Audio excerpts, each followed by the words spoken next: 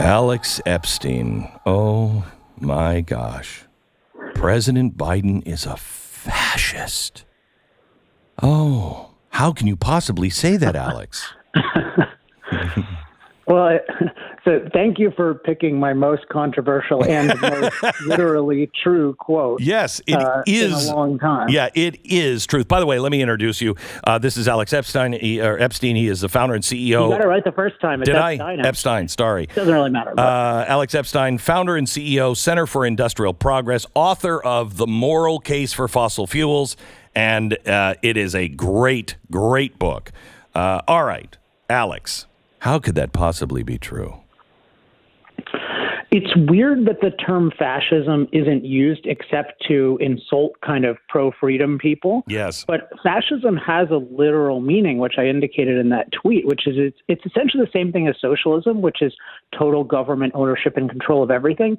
But under fascism, there's this phony ownership. So you have title to property, but the government has unlimited ability to control your exercise of that property. And in some ways, it's worse than socialism, because Ayn Rand roughly put it as, it gives you the responsibility of ownership without the benefits. Yep. It almost sounds like the Great Reset, but I digress. Go ahead, Alex. Oh, yeah. Well, it is, but I think it's important, and I'm glad you're highlighting the Great Reset, which is actually the Great Regress. But the Great Regress is global fascism in particular. So it's not saying, it's become out of fashion to say, okay, well, all us smart people are going to literally own everything and control it. They're like, no, you can own it, but we have unlimited control, including we get to control every molecule of CO2, which basically means every body and every machine in the society. So I think it's really important to identify fascism as a thing and for its negative associations to remain with it. And I think it's why it upsets people so much when I do it, because they don't want those associations, but those associations are very deserved. So there's some disturbing things, like yesterday coming out from Larry Fink, the head of BlackRock, which is one of the leaders of this fascistic movement. I mean, in case you don't know, he just said the actions taken by the private sector in Ukraine and Russia demonstrate the power of capital markets, how the markets can provide capital to those who have constructively worked within the system, and how quickly they can deny it to those who operate outside of it. Holy mother, that sounds terrifying. That's everything we said was coming. That is fascism. And what's happening is President Biden is saying, we're going to do everything we can to get these oil prices down. No, he's not. He's doing exactly the opposite. Exactly the opposite. And he's doing it through these corporations in a public-private partnership on ESG to not provide any of the financing for these companies to actually build the infrastructure or reopen the infrastructure to get things flowing again.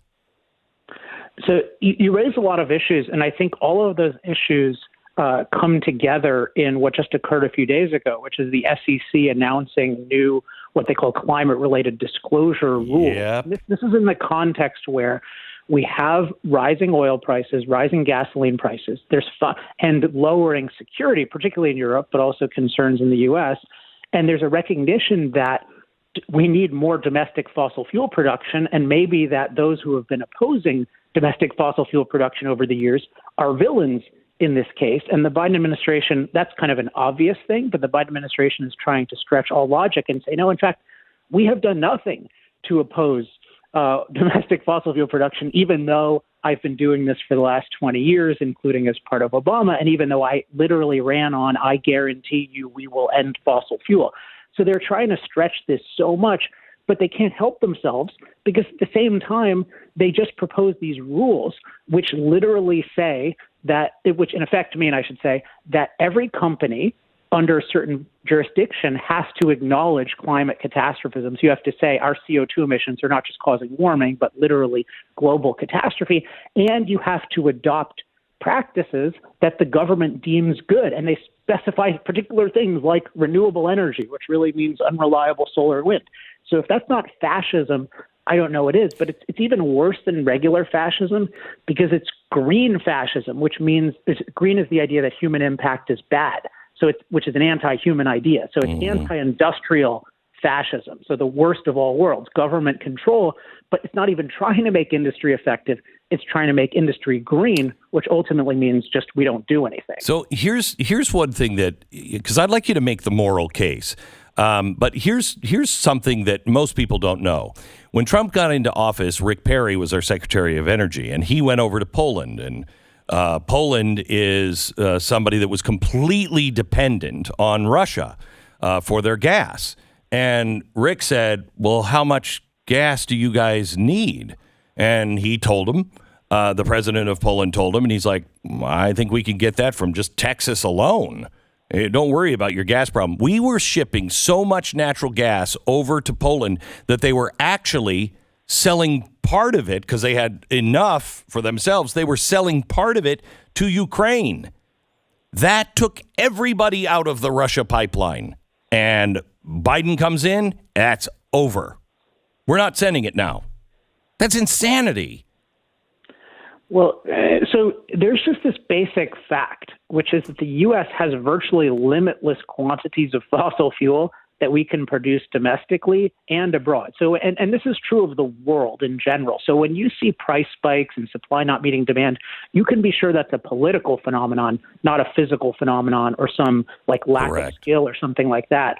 And the natural gas case that you raise is a very instructive example. Recently on my podcast, Power Hour, I had Toby Rice, who's the CEO of EQT, which is the nation's largest natural gas producer. And he said, we could be producing a third more natural gas if we had the pipeline infrastructure and the export infrastructure. Well, who's been opposing pipelines and exports for 20 years? Mm-hmm. Joe Biden and in general, the anti-fossil fuel left. So the idea that they've done nothing to restrict production is just an insult to our intelligence. Yeah. So talk to me about, because when people say, we got to get off fossil fuels, getting off of fossil fuels, even if we were building all kinds of nuclear reactors, we must have fossil fuels because almost everything in our lives has petrochemicals attached to it, correct? That's true, but it's a relatively small fraction of fossil fuels, and it's particularly oil and natural gas, although you can do that stuff with coal. So you're right that the general idea of keep it in the ground, one major reason it's just totally ignorant and destructive is because we have all these life-enhancing synthetic materials. So if you want to keep it in the ground, that means the artificial hearts are never going to exist. That means, refrigerators are not going to exist. Modern sanitation is not going to exist. So it's what it really shows is the just fundamental irresponsibility of the anti-fossil fuel movement. But it's not just the petrochemicals. The main thing is the energy, because fossil fuels still are a uniquely cost-effective source of energy, which means they provide low-cost, reliable energy for all types of machines, including heavy-duty industry and transportation, things that nothing else does right now. And they do it on a scale of billions of people in thousands of places. And this is a world that is dramatically underpowered. We still have 3 billion people using less electricity than a typical American refrigerator. And that's why I say I have a new book coming out in 2 months called Fossil Future. And it is a fossil future, and we need to embrace that because the world needs more energy. Fossil fuels are uniquely good. We should be liberating nuclear, what I call decriminalizing nuclear. That's a key thing. Yes. But for human beings to flourish for decades and generations to come, we need to be doubling down on fossil fuels. So right now, it looks like the new Axis power, if it's cobbled together, would include much of Asia, China, of course, and India, maybe even Saudi Arabia, and Russia. They're all going to double down on fossil fuels, which makes our fight for climate ridiculous because you can't do half of the world. But that's what we're going to do. What happens to the West if we continue to go down this road with a great reset and choking to death all of our fossil fuels? What does that mean for us? I'm glad you're highlighting this. In Fossil Future, I use the term unilateral disempowerment to discuss this because we're unilaterally saying, we're not going to be empowered by fossil fuels, but we're 1/6 of the world's emissions and declining.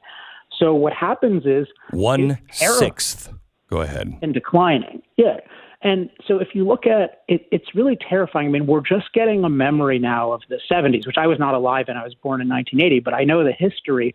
People have had no idea until recently what an energy crisis is like and what you will do in an energy crisis. But what you see with Europe is, look how cowardly they are in the face of Russia. They won't do anything. Why? Because Russia can literally kill them by cutting off their energy supply, because they were so irresponsible and made themselves super dependent on Russia. This is just the beginning, though. There can be far more control. So there's the ability to cut off people's energy, but then there's also just the ability to have far more resources for an economy and to wage war. A brilliant point, Palmer Luckey, who's the creator of Oculus, but also created the new defense company Anduril, like one of the few tech guys who's really pro-American. He made the point that, you succeed in wars with a massive domestic production ability that you can sustain. How does ours compare to China right now? And what's going to happen if we keep mandating unreliable solar and wind, and then they keep using 60+% coal for their electricity, including to make our unreliable solar panels and wind turbines? We'll be France at best, France without nuclear power. Let me ask you this. We keep talking about, gas is so expensive, you just buy an electric car. The electricity coming from the outlet is not a magic box. Most of it is made by coal. Some of it is made by fossil fuels. Some of it is made by nuclear. But you cannot cut off the fossil fuels in our power plants. How fast? What does it look like? What percentage has to be plugging their cars in before we, without changing anything, have an energy crisis because of electricity?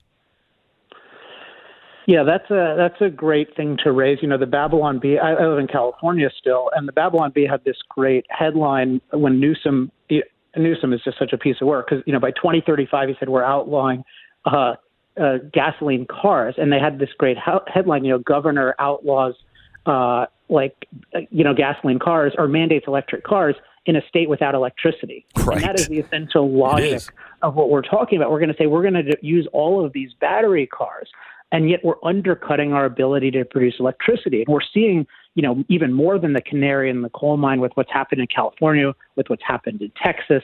Just the fundamental thing that's happening is people are mandating unreliable solar and wind, and they are divesting from reliable power plants. And in particular, they are not investing in resiliency measures. That's a lot of what happened in Texas, where you don't weatherize things. So while Alberta did great with worse temperatures during the week of the Texas crisis, Texas had a disaster because it spent $70 billion on solar and wind and the related infrastructure. So it's a disaster to depend on the more you have electric vehicles, you have to have an amazingly robust grid, and yet we're mandating these vehicles and worsening the grid, which just gives the government total control and can lead to total catastrophe.